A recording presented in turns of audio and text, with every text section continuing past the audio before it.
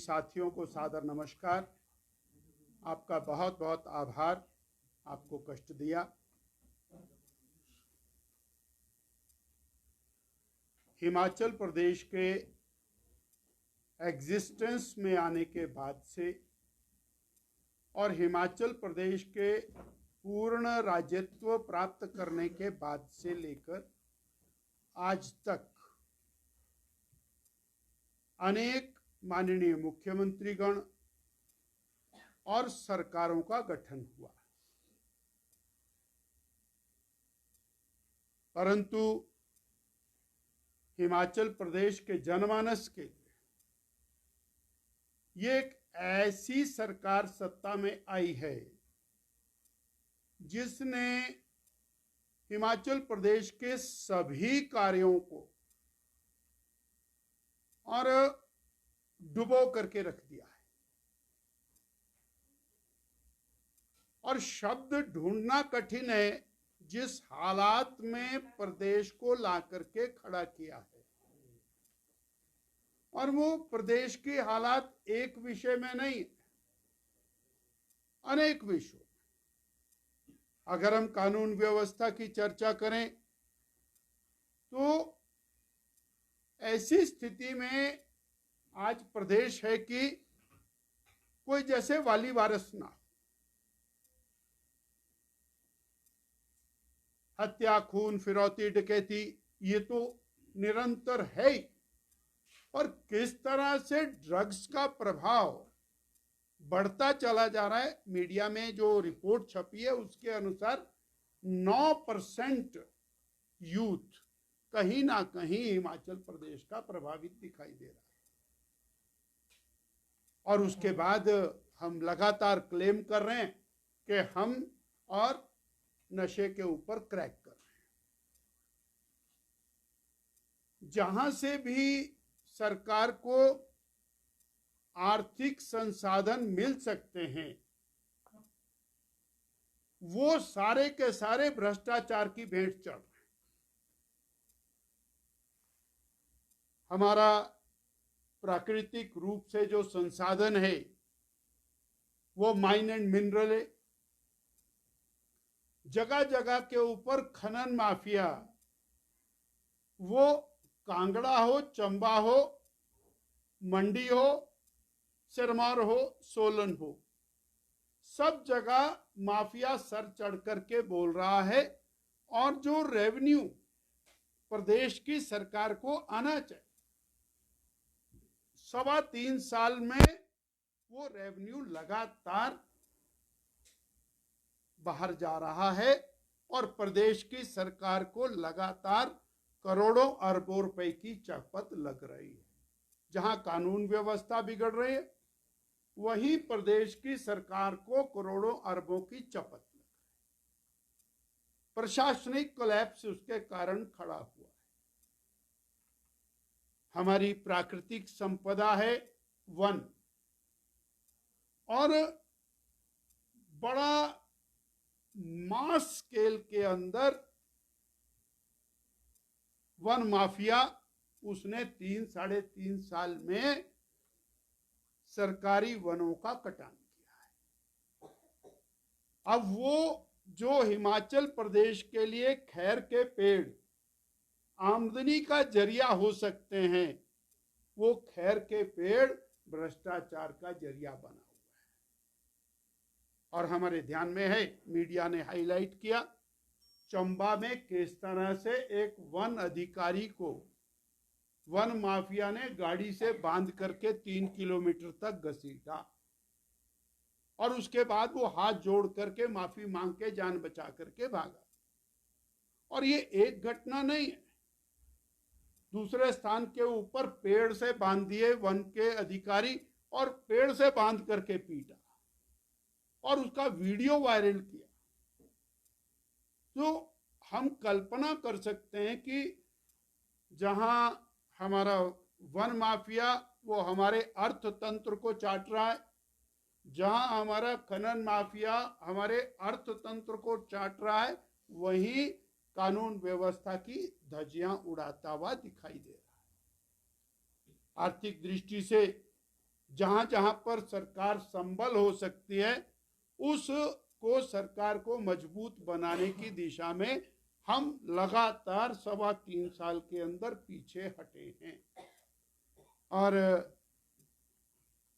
कर्जा ले और घी पियो जो चारवाक का दर्शन है, उस दर्शन को पूरी तरह से इम्प्लीमेंट किया है हमारी वर्तमान श्री सुखविंदर सिंह सुक्खू जी की सरकार ने।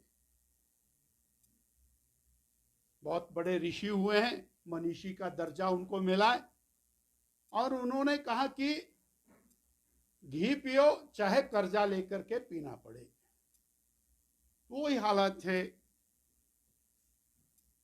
प्रदेश ने, वर्तमान कांग्रेस की सरकार ने एक भारी भरकम फौज एडवाइजर्स की बनाई जो सरकार को एडवाइस देती है, और उनकी एडवाइस पर 3.25 साल में सरकार डूब गई। परंतु उनको भारी भरकम राशियां, उनको भारी भरकम गाड़ियां, बंगले, कोठियां, सब कुछ मिल गया।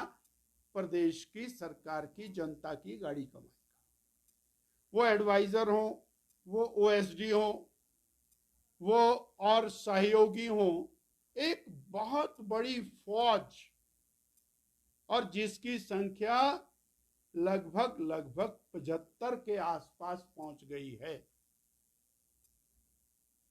अब वो सरकार को तरह तरह से एडवाइस कर रहे हैं। अरबों रुपए का अनवांटेड एक्सपेंडिचर वो इसके माध्यम से सरकार ने किया। गैर कानूनी तौर पर चीफ पार्लियामेंट्री सेक्रेटरीज लगाए।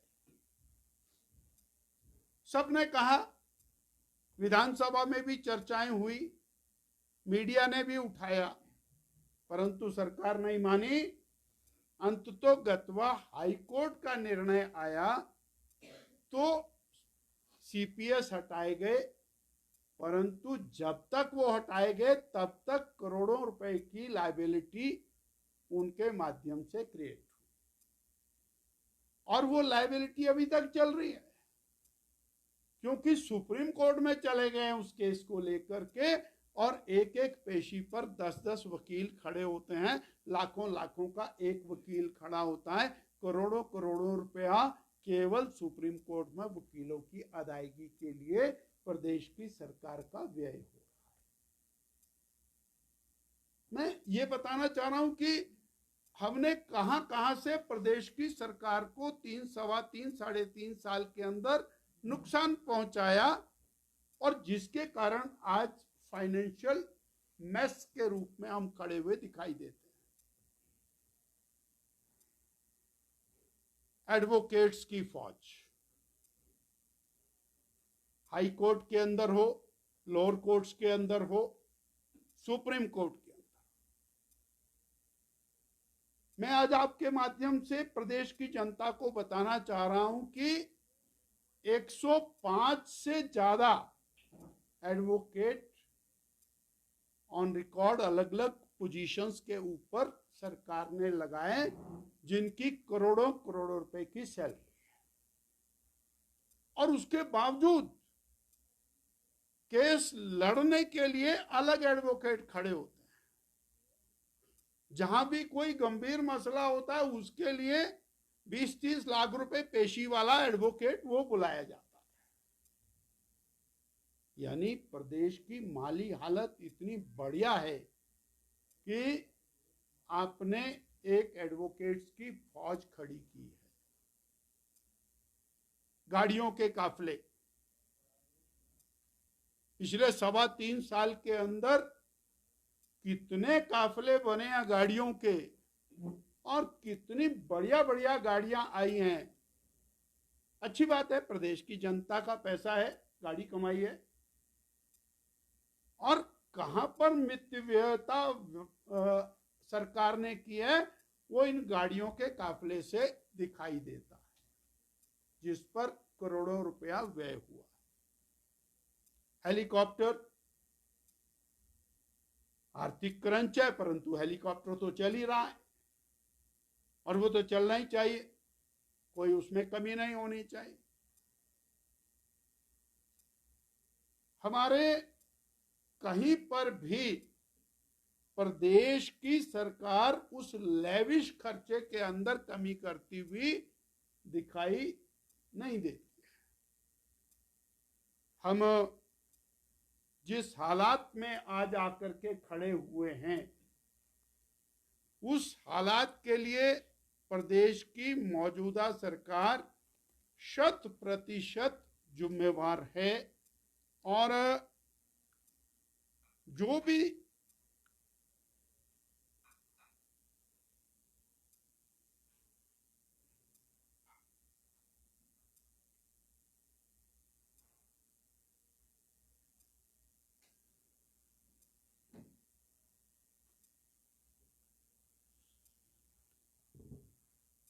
अभी मामला यही नहीं रुकता है।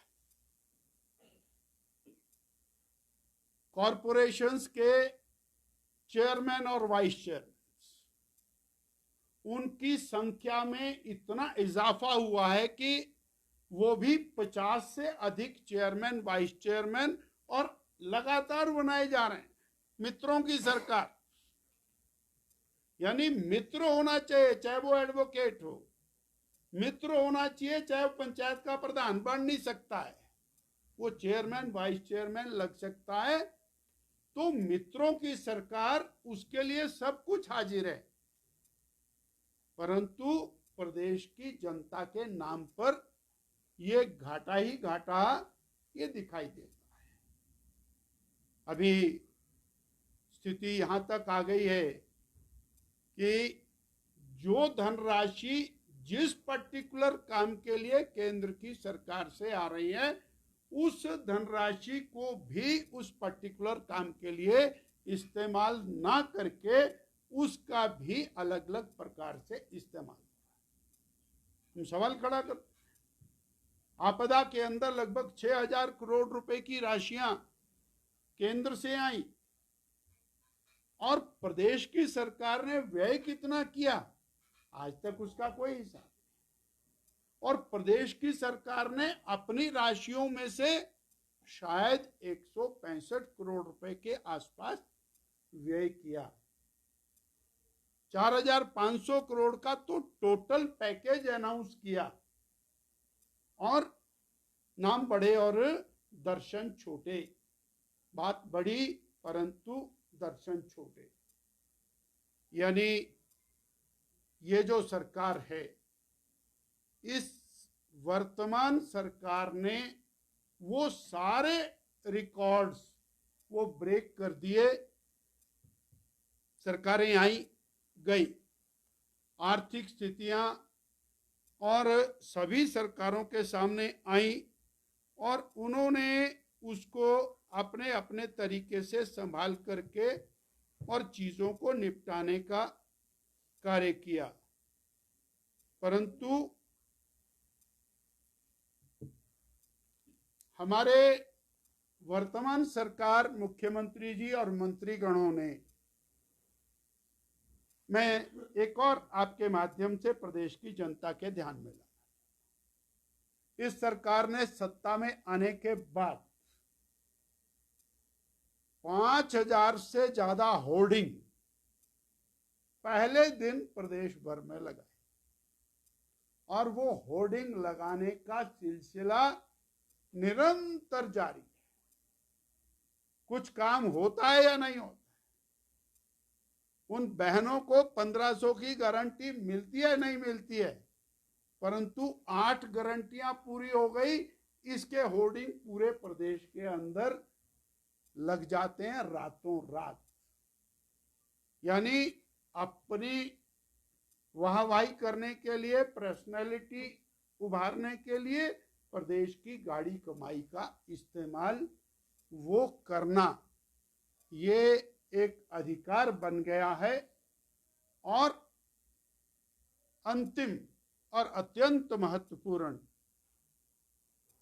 ये भी मैं फिर कहूंगा कि हिमाचल के राजनीतिक इतिहास में ऐसा कभी नहीं हुआ कि सरकार में मुख्यमंत्री बैठे हों और आते ही केंद्र सरकार को कोसना शुरू कर दें। 3.5 साल हो गए केंद्र सरकार को और बीजेपी को गाली देते देते उनके ऊपर अपनी जिम्मेवारियां डालते डालते 3.5 साल हो गए। आज जो विषय रख करके आ रहे हैं वही विषय आज से 3 साल पहले भी चल रहा था, जब इतनी आर्थिक स्थिति खराब थी तो आपने अरबों अरबों रुपए की गारंटियों का एक बहुत बड़ा बवंडर क्यों खड़ा किया? केवल वोट लेने के लिए और प्रदेश की जनता को ठगने के लिए। धन्यवाद। राज्य सरकार ये कह रही है कि अब दादा स्थिति बहुत विकट हो गई है आर्थिक दृष्टि से, क्योंकि लगभग 40,000 करोड़ वो बंद कर दिए, आरडीजी बंद कर दिए। अब तो ना तो कर्मचारी को सैलरी मिल पाएगी समय पे, ना पेंशन मिल पाएगी, और सब्सिडी पर भी तलवार लटकी हुई। बहुत सारे उसके रेप्लिकेशन है। इसमें पार्टी का क्या स्टैंड है? क्या ये ग्रांट बंद होनी चाहिए? 3-4 चीजें बड़ी स्पष्ट तौर के ऊपर जनता के ध्यान में आपके माध्यम से लाना चाहिए। आज विकट स्थिति है, 3 साल पहले विकट नहीं थी क्या? ये स्थिति 3, 3.25, 3.5 साल पहले विकट नहीं थी क्या? जब आपने इतनी बड़ी झूठी गारंटियां दी, आपने कहा कि हर बहन को 1500 मिलेगा, तो एक बहन को और एक साल में 4,800 रुपया 18,000 रुपया मिलेगा और 28 लाख बहनों को मिलेगा। तो आप किस कैलकुलेशन में बैठे हुए थे? पूरा प्रदेश बेच करके भी आप वो 1500 नहीं दे सकते। आपने कहा कि हम बिजली ताजिंदगी मुफ्ती देते रहेंगे और 300 यूनिट फ्री देते रहेंगे। बोर्ड तो 1,500 करोड़ की अभी भी देनदारियां हैं उसकी बोर्ड की। तो आपने और कहां से ये बाउंसर फेंका था? आपने कहा कि हम 1 लाख सरकारी नौकरी, पक्की नौकरी, 58 साल की नौकरी, पेंशन वाली नौकरी देंगे। 1 लाख नौकरी 50,000 रुपये महीने की देंगे। तो पहले दिन कितनी तनख्वाह लगेगी, पहली कैबिनेट में कितनी लगेगी, वो हिसाब लगाने वाला व्यक्ति आपके पास नहीं था या मैथमेटिक्स फेल था।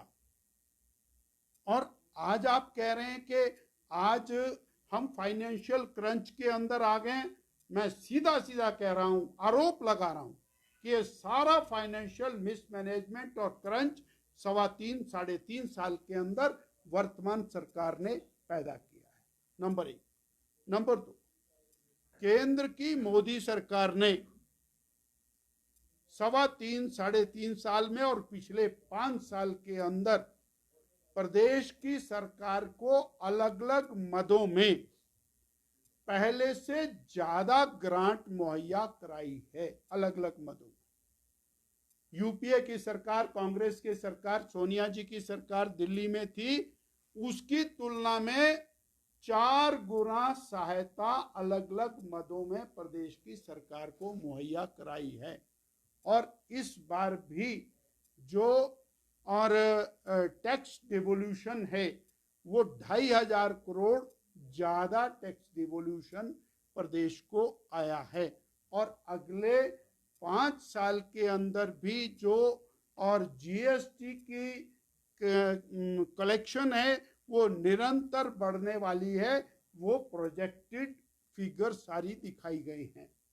इसलिए केवल और केवल दोषारोपण करने के लिए, अपनी सारी जिम्मेवारियों को दूसरे पर डालने के लिए हम एक सवाल पूछते हैं कि अगर आज फाइनेंशियल क्रंच आया तो 3 साल में आपने विकास बंद क्यों किया? अगर आज फाइनेंशियल क्रंच आया तो 3 साल में आपने संस्थान बंद क्यों किए? आज फाइनेंशियल क्रंच आया तो पहले डीए की किस्तें और सैलरीज और पेंशन और जो रिटायरमेंटरी बेनिफिट्स हैं वो समय के ऊपर क्यों नहीं दिए?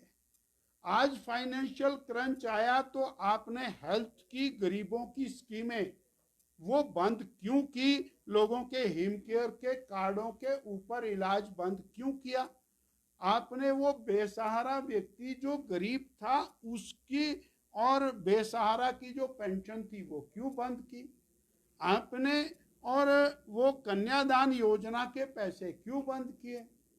ये सवालात सिर्फ और सिर्फ अपनी सरकार का ठीकरा दूसरों पर फोड़ने के लिए और सरकार में जो ऊपर से नीचे तक लड़ाई चली हुई है उस लड़ाई की तरफ से ध्यान बटाने के लिए और प्रदेश की जनता का ध्यान बटाने का काम चला हुआ है। क्योंकि मुख्यमंत्री जी, उप मुख्यमंत्री जी, मंत्रीगण और पार्टी, इनके अंदर जो घमासान मचा है और अधिकारियों के ऊपर जिस प्रकार का दोषारोपण चल रहा है उस सारे में अपने आप को साइड में रखने के लिए ये सब और प्रपंच रचने का काम चला है। पिछली सरकार जो आपकी थी उसमें सबसे ज्यादा आरडीजी और मदों में जो है ग्रांट मिली, लेकिन इसके बाद जो है लाइबिलिटीज जो है वो कर्मचारियों की छोड़ दी और फाइनेंशियल मेस किया, जिसका जो खामियाजा है वो भुगतना पड़ रहा है। 3.25 साल के बाद सरकार को याद आया। 3.25 साल तक कोई फाइनेंस सेक्रेटरी नहीं था, 3.25 साल तक कोई फाइनेंस मिनिस्टर नहीं था। आज उनको चौकस दिखाई दे रहे हैं। सत्ता में आए हुए आज जाने का टाइम आ गया अब सरकार का, तो अब ये दोषारोपण शुरू कर रहे हैं। हमने तो सवाल पूछा, एक पैसे की सड़क भी प्रदेश सरकार ने अपने पैसे से बनाई है क्या 3.25 साल में? नहीं। जितनी सड़कें बनी है वो प्रधानमंत्री ग्राम सड़क योजना में बनी है, सेंट्रल रोड फंड में बनी है, सेंट्रल ग्रांट में बनी है, नेशनल हाईवे में बनी है, 4 लेन हाईवे में बनी है, बॉर्डर रोड ऑर्गेनाइजेशन में बनी है। एक भी नहीं बनी प्रदेश में। शिक्षा का सारा पैसा सर्व शिक्षा अभियान में आया। मेडिकल कॉलेजेस के जितने बड़े बड़े इक्विपमेंट्स जो ये दिखा रहे हैं वो सारे सेंट्रल ग्रांट के हैं। एक भी काम तो प्रदेश ने अपने पैसे से किया है क्या? और मोदी जी दिल खोल करके दे रहे हैं। मद बदलती है। इंफ्रास्ट्रक्चर में सर्वाधिक पैसा अगर मिला है हिमाचल प्रदेश को मिला है। इंफ्रास्ट्रक्चर में, रेलवे विस्तार में अभी 2,911 करोड़ रुपया अभी मिला है रिसेंटली। 40,000 करोड़ रुपए के 4 लेन हाईवेज का काम चला है। इसलिए केवल अपनी जिम्मेवारी को दूसरों पर ट्रांसफर करना, और सरकार पूरी तरह से फेल हो चुकी है और इसने मित्रों को लाभ पहुंचाने में सरकार के खजाने का अपव्यय किया। Thank you sir. Suppu ji ने कहा कि उन्होंने व्यक्तिगत तौर पर सबको चिट्ठियां भेजी थी जो आरडीजी के ऊपर प्रेजेंटेशन थी उसके लिए, लेकिन जो विधायक हैं, मुझे प्रदेश अध्यक्ष के नाते ना तो कोई चिट्ठी आई प्रेजेंटेशन की, ना ही कोई मैसेज आया है। और फिर आज की डेट में आप क्या साबित करना चाहते हैं? सरकार कांग्रेस पार्टी की है। 3-3.25 साल के अंदर तो उन्होंने कभी इस पर चिंतन नहीं किया। आज वो चिंतन करने की बात कर रहे हैं, और वो उनका जो बुलावा है वो राजनीति से प्रेरित। अगर वो प्रदेश हित में हो तो everyone is there. Sir, RDG जिस तरह से बंद हुई है, क्या इसका इतना इम्पैक्ट हिमाचल पर पड़ेगा जितना कांग्रेस कह रही है, या केवल आई वॉश किया जा रहा है ताकि गारंटीज के बारे में लोग ना पूछें? जवाब आप स्वयं दे रहे हैं। आपका जवाब बहुत अच्छा है। 12वां वित्त आयोग, 13वां वित्त आयोग, 14वां वित्त आयोग, 15वां वित्त लगातार प्रदेश की सरकार को सहायता करने के साथ साथ वार्न किया गया कि ये रेवेन्यू डेफिसिट ग्रांट हमारे जो और फिस्कल डेफिसिट है उसको कवर करने के लिए दी जा रही है और अंततोगत्वा ये बंद होगी। तो ये कोई आज की बात नहीं, और प्रदेश को अलग अलग मदों में वही राशि विकासात्मक कार्यों के लिए दी जा रही है और दी जाएगी। तो इसलिए मैंने तो पहले ही कहा कि जनता का ध्यान अलग अलग तरफ को आकर्षित करने के लिए अपने भारी भरकम अपव्यय को जनता की नजर से हटाने के लिए ये सब। बहुत धन्यवाद सर। Thank you sir.